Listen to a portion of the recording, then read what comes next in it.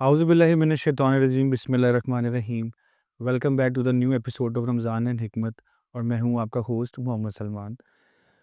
आज का हमारा जो टॉपिक है वो है स्किन प्रॉब्लम के बारे में और स्किन ग्लो के बारे में। जो आपको एक्ने के मसाइल हैं उसको आप किस तरह से कंट्रोल कर सकते हैं। तो हमारे साथ मौजूद हैं हकीम साहब। जी हकीम साहब। बिस्मिल्लाह जी। आज का टॉपिक बहुत बेहतरीन है, बहुत अच्छा है और यकीनन इस दौर के अंदर या रमज़ान के अंदर इसकी बात करना बहुत ज़रूरी है। जो है स्किन ग्लो के लिए बहुत सी चीज़ें हैं जो कि यूज़ की जा सकती हैं, जिनका बेनिफिट बहुत ज़्यादा है। सबसे पहली जो अव्वल रमज़ान से हम जो शोर डाल रहे हैं, जो बातें कर रहे हैं, वो है अपना जो है ना मेटाबॉलिक सिस्टम, डिहाइड्रेशन, ये सारी चीज़ें मैटर करती हैं जी। For the skin glow. इसके अंदर जो है स्पेशली ऐसी मेडिसिन्स का, ऐसी खुराकों का, ऐसी ग़िज़ा का, अग़ज़िया का इस्तेमाल किया जाए जिनके अंदर दूध का और फैट का जो है लेवल जो है ना मेंटेन होना चाहिए। ठीक है। एक तो जब डिहाइड्रेशन वाला लेवल मेंटेन हो जाए, बॉडी हाइड्रेटेड रहे, उसका वाटर लेवल पूरा रहे, मेंटेन रहे, तो फेस के ऊपर ग्लो आती है। उसके बाद जो हम रोज़ाना दिन में 5 दफ़ा जब वज़ू करते हैं, नमाज़ अदा करते हैं और अपना सर जो सजदे में झुकाते हैं, सजदे में झुकाने से साइंटिफिकली जो हमारी बॉडी का ब्लड माइंड की तरफ ज़्यादा जाता है, जाने की वजह से हमारे फेस पे ज़्यादा ग्लो आता है। ठीक है। और बहुत सारी डाइट्स ऐसी मौजूद हैं जिसके अंदर देसी घी है, जिसके अंदर दूध है, जिसके अंदर जो है दालों का इस्तेमाल है और बहुत सारे लिक्विड मटेरियल ऐसे हैं जिनको फेस पे लगाया जाए जिससे ग्लो बढ़ सकता है। जिसके अंदर हम जो है मैं रेफ़र करता हूँ कि आप जो है रोज़ वाटर, उसका शावर है फेस पे रात को करके सोएँ। ठीक है। वो भी आपको जो है ना ब्यूटी कॉन्शियस के लिए बहुत बेनिफिटेबल है। और इसके अलावा बहुत सी रेमेडीज़ ऐसी हैं, मतलब ऐसे कुछ बच्चे हैं जिन्होंने अभी रमज़ान मुकम्मल हो रहा है, उन्होंने ईद पे तैयार होना है। तो उन लोगों के लिए रेमेडी है, उसका बेनिफिट बहुत मज़ेदार है, बहुत अच्छा है और बहुत ही बेनिफिटेबल है। वो करें ये कि मुल्तानी मिट्टी ले लें, मुल्तानी मिट्टी को सोक करें हल्के गुलाब के अंदर, ठीक है। उसका पेस्ट बना लें। जब उसको मैश करेंगे तो बिल्कुल बारीक सा, खफ़ीफ़ सा, बहुत मज़ेदार सा ना, उसकी स्मेल बड़ी अच्छी लगती है। तो वो पेस्ट बन जाएगा, उसको फेस पे अप्लाई करें और फेस को खुश्क होने के लिए छोड़ दें। ठीक। उसके बाद दोबारा थोड़ा-सा अर्क गुलाब से इसको तर करके फिर उसकी मसाज करें। ठीक है। उसको अच्छी तरह रब करें, ये आपके जितनी भी पोर्स के अंदर ब्लैकिश मटीरियल और ब्लैक हेड्स और वो सारी चीज़ें निकल जाएँ। डिफरेंट चीज़ें होंगी, जो मैल होगी, मैल कुचैल होगी, उसे ब्लैक हेड्स भी कहेंगे, तो उनको भी रिमूव करेगी। और इसके अलावा आपकी बॉडी के ऊपर एसिडिक मटीरियल्स, समोसे पकौड़े खाने की वजह से जो एसिडिटी आ जाती है, जो दाने बन जाते हैं, जो एक्ने के मसाइल आना शुरू हो जाते हैं, जो खून का जलने की वजह से छाई आना शुरू होती है, वो ये उसके लिए भी बेनिफिटेबल है। ठीक है। उसको भी ये रिमूव करने के लिए बड़ी हेल्पफुल है। और सबसे ख़ास चीज़, ये ऐसा मटीरियल है जो कि आपकी बॉडी की एसिडिटी को दूर करता है ठीक है। और ऐसा मटीरियल है जिसका कोई साइड इफ़ेक्ट नहीं है। और इसके अलावा दूसरी चीज़, दूसरी रेमेडी ये है कि आप थोड़ा-सा बेसन ले लें और दूध की मलाई ले लें, दूध की मलाई जो होती है उसको ले लें, हल्का-सा दूध मिला के उसका पेस्ट अच्छी तरह बनाएँ, मिक्स करें। जब उसको अच्छी तरह शेक करें, जितना भी उसको हिलाएँगे वो बिल्कुल स्मूथ होता जाएगा।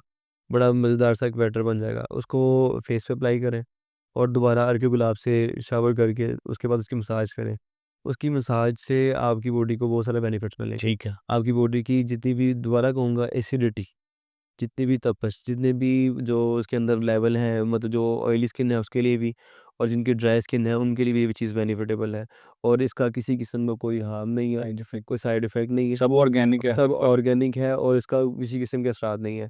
और अगर आप चाह रहे हो किसी फंक्शन में जाना चाह रहे हो, जिस तरह जो कि मैं खुद करता हूँ, वो चीज़ ये है कि एक तो मुल्तानी मिट्टी वाला भी मैं खुद यूज़ किया है, बड़ी दफ़ा किया है।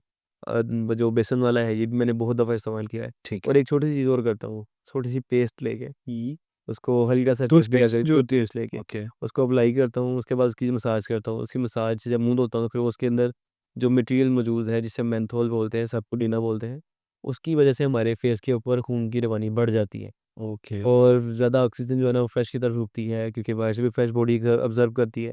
तो उसकी वजह से जो है ना वो फेस के ऊपर बड़ा ग्लो आता है ठीक है। और जो सुर्खाई है, जो चमक है, वो आना शुरू हो जाती है। ठीक है, हाशमी भाई, जो ऑयली खाना होते हैं, उसके खाने से आपके फेस पे ऑयल आता है या उससे क्या इफ़ेक्ट आपके माइंड में रहता है? तो ज़ाहिर-सी बात है कि अगर आप किसी पौधे की जड़ में पानी डालेंगे तो पानी के साथ होगा। Okay, okay. और अगर आपने देखा होगा कि छोटे हुए दरख्त के नीचे जो है ना, वो अमरूद के दरख्त के नीचे जानवर को ज़िबा करते थे।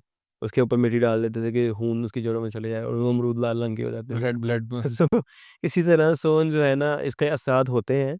आप जो चीज़ यूज़ करेंगे उसके असरात आपकी स्किन के ऊपर आते हैं। अगर आप ऑयली स्किन है तो परेशान क्यों होते हैं? ऑयली स्किन के बड़े बेनिफिट्स हैं।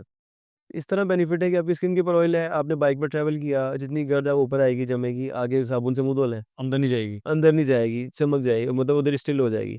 और अगर मतलब मैम रूटीन में मेरे पास ऐसे पेशेंट आते हैं जिनको डस्ट एलर्जी होती है, वो बाइक पर ट्रैवल करते हैं तो उसके बाद आगे छींकें शुरू हो जाती हैं, 19-19 छींकें मारते हैं, उनका से और बहुत जो है ना वो हिल जाते हैं।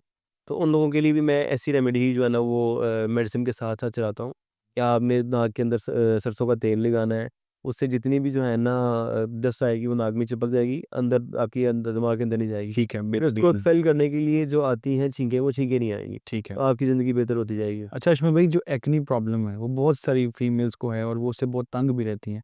तो आप क्यों उनको कुछ रेमेडीज़ बताएँ जिससे उनका जो ये एक्ने वाला मसला है वो हिसाब ख़त्म हो जाए? एक्ने के लिए तो हमने क्रीम बनाई हुई है, हुँ, वो यूज़ करवाते हैं। ठीक है, लेकिन सबसे पहले देखा जाता है कि एक्ने की वजह क्या है। एक्ने की वजह खून की कमी होती है। ठीक है। एक्ने की वजह बॉडी के अंदर हीट का लेवल बढ़ना होता है, जिसकी वजह से ब्लड कुछ जलता है और जलने की वजह से चेहरे के ऊपर जो है ना ब्लैकिश मटीरियल जमना शुरू हो जाता है। तो मैं क्रीम भी यूज़ करवाते हैं, इसके साथ मेडिसिन यूज़ करवाई जाती है। जब तक प्रॉपर ब्लड का लेवल पूरा नहीं होगा तब तक ग्लो नहीं करेगा। क्रीम एक्सटर्नल काम करती है, वो आपकी छाई को ख़त्म कर देती है। इंटरनली वो सफाई नहीं हो लेकिन पाएगी। जब इंटरनली सफाई नहीं होगी तो ये छाइयाँ दोबारा आ जाती है। ठीक है, तो इस चीज़ को कवर करने के लिए इंटरनल मेडिसिन खाना भी ज़रूरी है और अप्लाई करना भी ज़रूरी है स्किन के बेहतरीन। ऊपर। अच्छा अश्मित भाई, जिस तरह कि आपको पता है रमज़ान चल रहा है, अगर मैं इसको स्पिरिचुअली बात करूँ तो आप 5 वक़्त की नमाज़ पढ़ते हैं प्रॉपर, आपका मुँह बार-बार धुलता है 5 दफ़ा, तो उस पे आपको ग्लो आ जाता है एक तो बहुत ज़्यादा। दूसरा, जब आप नमाज़ बाकायदगी से पढ़ते हैं, तो वो परवरदिगार की तरफ से आपके चेहरे मुनव्वर कर दिए जाते हैं। तो आप क्या उसमें जो बंदा दवाई खा रहा है उसका भी असर है? या जो ये नमाज़ पढ़ा ये उसका असर रहता है? जैसे रमज़ान गुज़रा जी, तो ये काला हो गया जी, ये नमाज़ छोड़ दी है इसने।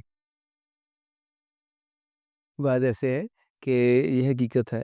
इस्लाम दीन फ़ितरत है, अक़ल पे चलता है, शऊर पे चलता है, आपको उसकी दलीलें प्रॉपर मिलेंगी। इसके हर हुक्म के पीछे दलील ज़रूर होगी और साइंस आज उसको प्रूव भी करेगी। ये नहीं है कि सिर्फ़ वो बात जो है अक़ीदे से मुंसलिक है इसलिए आप इसको ऑपरेट नहीं कर सकते। इस्लाम प्रॉपर आपको वे देता है कि आप इसको ऑपरेट कर सकते हो। रिसर्चर्स यही कुछ कर रहे हैं। सिंपल जो है सिजदे की हालत में जाने से सर में जो है ना वो ऑक्सीजन का लेवल बढ़ता है। फ्रेश जो है ना ब्लड ज़्यादा आपके फेस की तरफ आता है, ग्लो बढ़ता है और जो पेशानियाँ जितनी उसकी बारगाह में झुकती हैं, वो उतनी बुलंद कर दी जाती हैं। बेशक ऐसा। और जो वुज़ू का मैटर है, नो डाउट बहुत मज़ेदार है। मैं आपको एक छोटी-सी एग्ज़ाम्पल देता हूँ। जब मैं था 9th क्लास में 8th क्लास में था अपने स्कूल के अंदर, तो हमें सर ने कहना कि भाई कोई बच्चा हमारे जो थे ना इंचार्ज, कोई बच्चा बगैर नहाए स्कूल नहीं आएगा और डेली बेस पे नहाने की आदत बनाएँ और इसके अलावा सरसों का तेल ले लें और वो सर पे 2 कतरे लगा के आएँ ठीक है। और उसी तेल वाले हाथ को मुँह पे फेरें। हुँ। तो नहीं, ग्लो आ जाएगा उससे? उससे ग्लो भी आया और वो ही रूटीन बनी हुई।